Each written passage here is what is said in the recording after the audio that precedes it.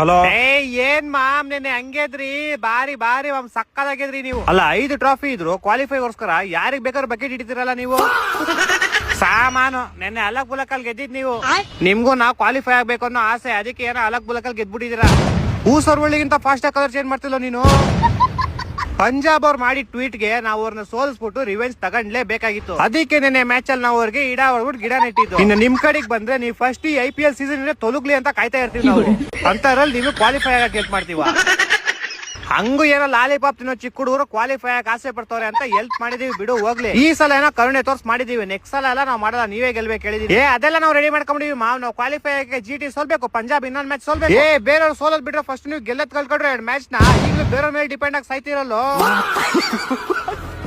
ಇನ್ಮೇಲೆ ಗೆದ್ದೆ ಗೆಲ್ತೀವಪ್ಪ. ಅದು ಇವತ್ ಬೇರೆ ಮ್ಯಾಚ್ ಐತೆ, ಅದು ನಮ್ ತಲಾ ಬೇರೆ ಬತ್ತವ್ರೆ. SRH ನ ಸೋಲ್ಸ್ಬಿಟ್ಟು ಮನೆಗ್ ಕಳ್ಸದೆ ಇವತ್ತು. ನಿಮ್ ತಲಾ ಎಲ್ಲ ಬರಲ್ಲ ಬಿಡು. ಇಲ್ಲಪ್ಪ ಇವತ್ ಬಂದೇ ಬರ್ತಾರ ನಮ್ ತಲಾ. ಇಲ್ಲ ನಿಮ್ ತಲಾ ಇಷ್ಟ ಬೇಗಲ್ಲ ಬರಲ್ಲ. ನಿಮ್ ತಲಾ ಯಾವಾಗ ಬರ್ತಾರ ಗೊತ್ತಾ? ಮಿಸ್ ಆಗಿ ಬೈ ಮಿಸ್ಟೇಕ್ ಆಗಿ, ಇದೆಲ್ಲ 90% ಚಾನ್ಸ್ ಇಲ್ಲ. ಅಕಸ್ಮಾತ್ ಮಿಸ್ ಆಗಿ ಏನಾರು ನೀವು ಕ್ವಾಲಿಫೈ ಆಗಿ ಫೈನಲ್ ಹೋಗಿ ಕಪ್ ಎತ್ಕೊಂಡ್ಬಿಟ್ರಿ ಅನ್ಕೋ, ಅವಾಗ ಬರ್ತಾರ ನಿಮ್ ತಲಾ ಕಪ್ ಇಟ್ಕೊಳಕ್ಕೆ. ನಾನೇ ಅಪ್ಪ ಗೆಲ್ಸಿದ್ವಿ ಟೀಮ್ ನಾನು.